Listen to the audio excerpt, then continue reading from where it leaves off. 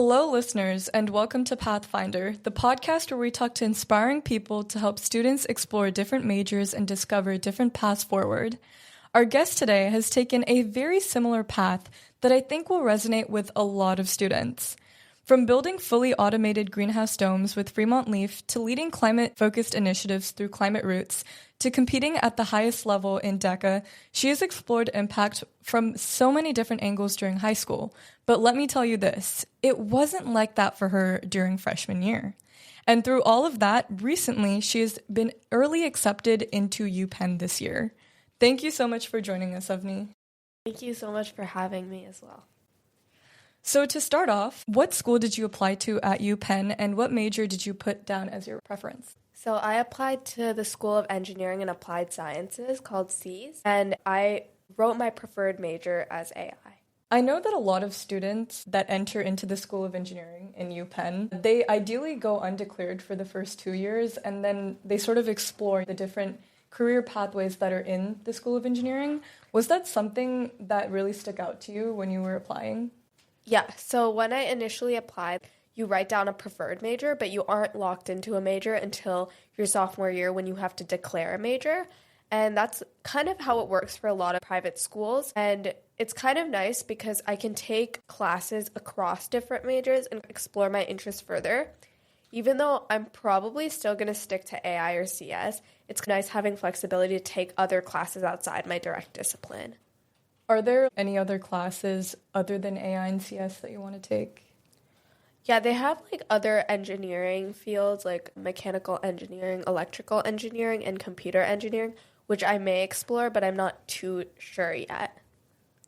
So the fact that you got accepted early into UPenn is incredible. Congratulations, first of all. How was that moment for you when you discovered that, hey, I got accepted? Honestly, it was a lot less dramatic than people make it seem. I was just sitting, I opened my decision, my family was there, we were yay, now I'm kind of done with the whole college apps process, which was probably the nicest part, knowing that I didn't have to submit any of my regular decision applications, I didn't have to write more essays, I didn't have to choose a college anymore. So that was probably the nicest part. And then of course it was still really exciting and I was proud of myself. But it wasn't some dramatic, lead up, build up and moment. Yeah, because I know a lot of people, at least in my school, they were filming their decisions live, with the camera, and there were a whole bunch of people circling around them. Did you see that happen in your school? Yeah, it happened, but when I opened it, I was kind of I was with my family, so I guess that was my audience. I most special audience. Yeah, I recorded it. And I was more just shocked. I was I got in, but because it was my first decision, I feel there wasn't that much emotion involved, as once you've gotten a bunch of acceptances and rejections and waitlists, you're more and more nervous every time. If I had gotten rejected or deferred, I guess I would have so many more decisions to come. But when you're getting closer to the rest of the decisions and there are only a few schools left, it's more nerve-wracking. My next question for you is, why did you even decide to apply early to UPenn? So initially, I was between a lot of schools. I didn't really have a dream school that I was set on. Of course, I had my reaches that would be really nice going to, and there were several of them, but I was between a few schools. And I think something that's really important when I was looking at it is the reason I wanted an early decision to a school was to maximize my chances of getting in. So do a lot of people. So I looked at the demographic and student body at my school because you're a direct comparison or competition of the high schoolers around you. And to me, UPenn looked like a good fit where it was not super duper out of reach. It wasn't insane, but it wasn't also too low. So I guess that was the biggest reason, honestly. I was between a few other schools. CMU was one of the schools I was considering. And then I also went through Brown. I went through other Ivy Leagues. I went through a lot of schools and I kind of settled on UPenn because it had all the things I was looking for in college. It had a diverse student body, so I didn't want to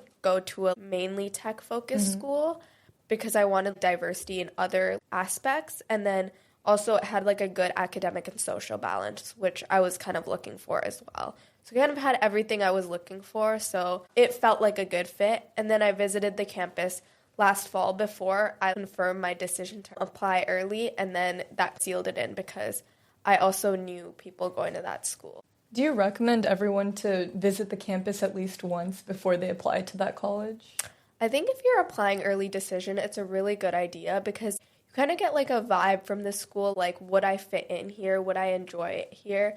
And especially when you're EDing to somewhere or applying early where there's like a high chance that you can get in. So I know that you mentioned how you did some research into your own demographic to determine that UPenn would be the school that you picked to apply early to.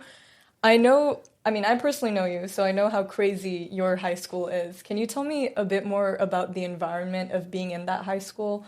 And I know a very common thing that high schoolers feel is peer pressure. Did you ever feel that walking into college application season? Yeah, honestly, I felt super pressured because there were all these kids around me. A lot of them are super duper intelligent, like have a lot of crazy extracurricular activities, good grades. So I was pretty intimidated by all the kids around me, but I really focused on what set me apart in the sense that a lot of the kids I saw around me didn't have the same passion or drive that I felt like I had. And that put me at a really good place where I felt like if I can show admissions officers who I am and that I truly care about what I do, showing that through my own voice was really important. So that was how I coped and dealt with competition that I faced. I just felt like I needed to stand out, and I kind of believed in myself that I could, and that helped me deal with all the peer pressure. Was there a certain project or moment in high school where you were like, oh yeah, I'll be okay. I know that I can have good results compared to other people as well? There was not really like a certain moment, but I think as I was building my college admissions portfolio, I realized like I have a really strong narrative and a really strong like story to tell. And that made me have more certainty. And then as I crafted my admissions essays, I was extremely proud of what I had written and how everything came together. And then I also had one of my cousins is currently a student at UPenn. She read my essays and read my admissions portfolio. And she also gave me some of that confidence. Like, yeah, like this is strong and you'll be fine. If you're comfortable talking about it, can you tell me a bit more about your narrative and how you exactly structured your story to appeal to those college admissions officers? Yeah, so I think one thing I did was I really focused on how I can tie everything I had in my application together. So I kind of focused on 5 core values that I showed within my application, and every step from my essays, activity lists, my rec letters from teachers, just every supplemental part of my application showed those core values, which I can name some of them were like leadership, empathy, perseverance, being a creator, and curiosity, and mapping out my narrative and theme to be someone who was passionate about the environment and how I was able to intersect my academic interests of computer science and applied math and AI with the environment. So I kind of focused on how I was able to merge that to solve a very specific problem and create a very specific social impact. And that was how I was able to build my narrative. Why do you think it's so important to show that authentic side of yourself to college admissions officers? I think when you're representing yourself to admissions officers, it's kind of like you're advocating for yourself. You have to be your biggest self-advocate to college admissions officers because they've never met you, and showing what you care about. Like, obviously, you can be like 50 million different things, but really narrowing down to what you care about and what's meaningful to you is really important.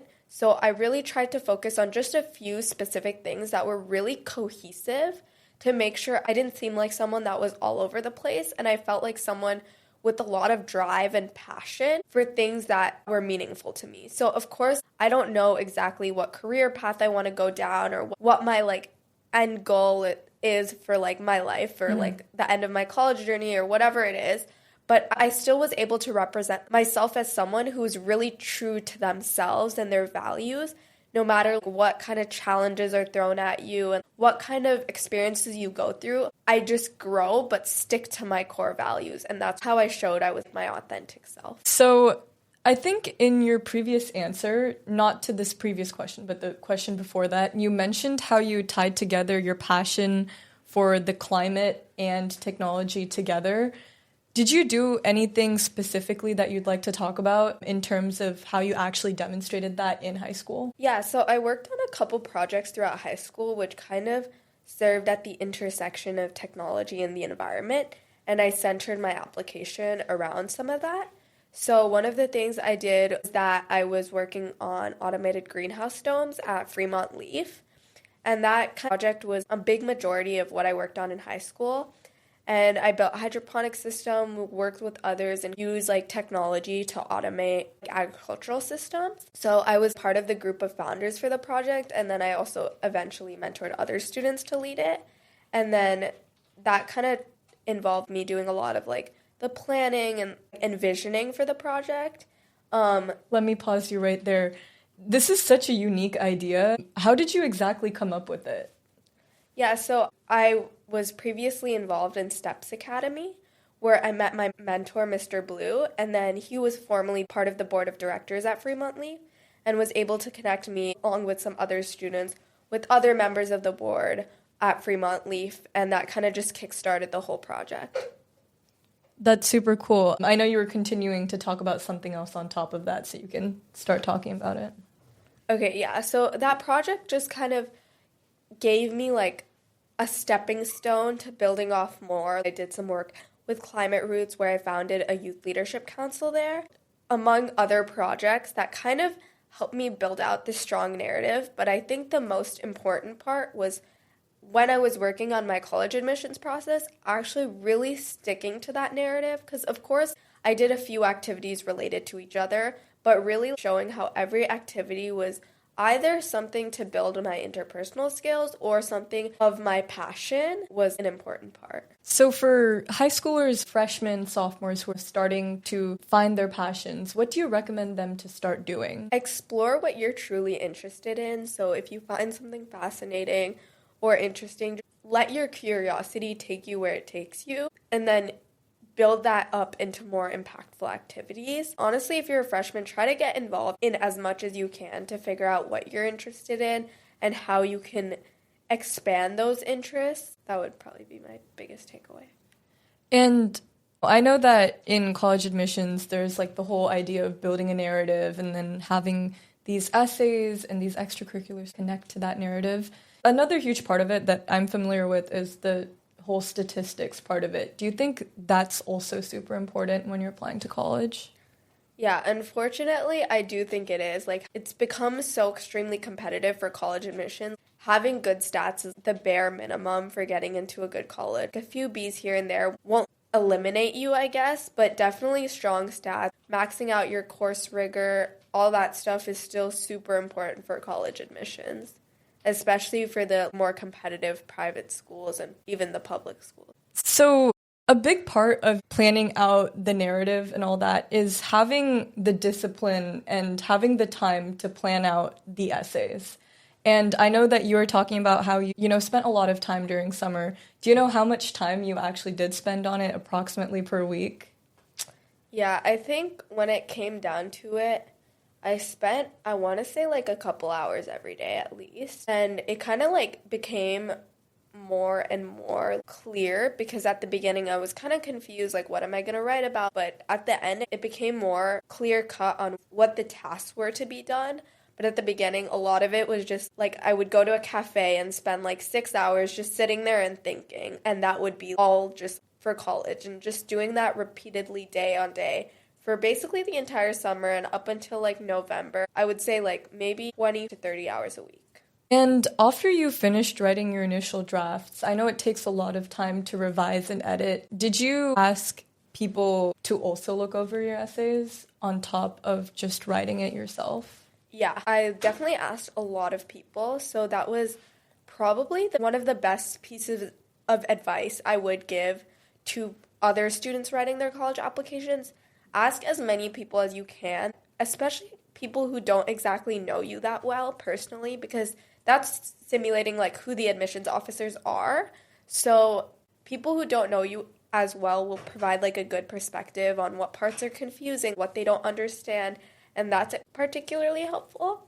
And then I would also recommend asking a lot of people who've already gone through the process and people who know what admissions officers are looking for, because of course like an essay or like a piece of writing can be good, but it doesn't necessarily mean that it's good for college. In the beginning of our conversation, you were talking about how rec letters are also a pretty big part of your application. Who did you ask for your rec letters, and how did you go about asking them? So I had 2 teachers from school, which I think is normally recommended. They say 2, and then one outside mentor, which I mentioned earlier, Mr. Blue. I think for rec letters, it's really important that you structure the rec letter to say what you would want it to say, if that makes sense. So I provided my teachers with a breakdown of what I wanted them to mention in their rec letters, and that was pretty helpful because I think it, again, fit with the narrative I was trying to show and was really cohesive about it. And it felt like those rec letters fit the person I was portraying, or the aspect or side of myself I was portraying in the college admissions. And did you ask them end of junior year or senior year onwards? So normally, I think it's recommended to ask your teachers at the end of junior year, which is what I did. And then I provided them all my supplemental materials and everything they needed to know about what to write at the beginning of senior year. And what subjects did you ask for your rec letters? I asked 2 STEM teachers, so I asked my computer science teacher and my math teacher from junior year. And I think that was a part I was nervous about because everyone I had talked to chose one STEM, one humanities. But I think it's really important that you prioritize teachers who, A, write good rec letters. Even if you know a teacher really well and have a good relationship with them, if they're not known to be a good rec letter writer, that could throw you off. So I think that's really important. And then second, that you build strong relationships with your teachers. So these 2 teachers I had trusted well to write good rec letters first, because I've heard from previous students, etc., that they write good rec letters. So that was my lead on them. And then I had built strong relationships with them throughout junior year, which I think is really important for juniors and sophomores. Do build strong relationships with your teachers. And then as I was able to guide them in the rec letter writing process, I was able to ensure that they were showing 2 different aspects of me. And beyond just building a resume for college apps, what do you think students should focus on? I think it's really important that students in high school focus on their interpersonal skills, along with, of course, building a strong resume, because building a strong resume may even get you into good colleges. Being able to carry forward in those strong colleges is really important, and building interpersonal skills, things of that nature, and being able to learn to be a hard worker and things like that are really important, and I think those skills are invaluable. And I know that you mentioned that you figured out 5 values that you would circle your whole application around. How did you come up with those 5 values, and how did you know that those are the 5 words that will describe who I am? I think a lot of it was discovering who I was prior to actually crafting my college application, which is what I spent like a majority of time in the summer doing. And I kind of narrowed it down based on like my activities and what I thought of myself, which was really important. So after like much brainstorming, deliberating, and just thinking, that's kind of how it came down to it. And to wrap our conversation up, I have one final question for you that I slightly changed specific to you because ideally, you know, we have industry professionals sitting on the other side of me for conversations. But I think this is such a meaningful question to ask to you particularly too, because you just walked this path that a lot of high schoolers are trying to figure out. So if you could rewind time and talk to your freshman or even middle school self, what's one piece of advice you would give to yourself? I think this advice can sound a little corny, but I think it's kind of what got me through a majority of high school, is remembering that rejection is redirection. So I knew even if the results weren't what I hoped for, something else was in store for me and was going to work out. I know I said that that would be my last question, but I have one more question to add on. Do you have an example in which that phrase, rejection is redirection, was actually applied in your life? This is a hard question, but I think there definitely have been multiple scenarios of this, but one off the top of my head is I applied to a couple of summer programs one summer, I don't remember which one, and I got rejected and I was down about it for a little bit. And then I ended up doing other things over the summer that turned out to be more meaningful and more exciting for me. And one of the things I did, like a research program where I met a lot of people that I'm still friends with today. And that was, I guess, one way that I was like redirected to something else. And like it all kind of worked out at the end. I got into a great school. I'm happy at where I'm at now. And I'm still looking forward to the future. So I think just in general, it all worked out in the end. That gives a lot of hope to me, and I'm pretty sure it also gives a lot of hope to a lot of our listeners as well. Thank you so much for your amazing advice, Avni, and thank you so much for sharing your journey. And to all of our listeners, this episode was a little different from our usual ones since we got to hear from a high schooler who just recently walked this path and found success. We hope hearing Avni's story made this episode especially helpful and relatable for those who are figuring out their own steps. Thank you so much for tuning in to Pathfinder, and until next time, keep exploring and stay curious.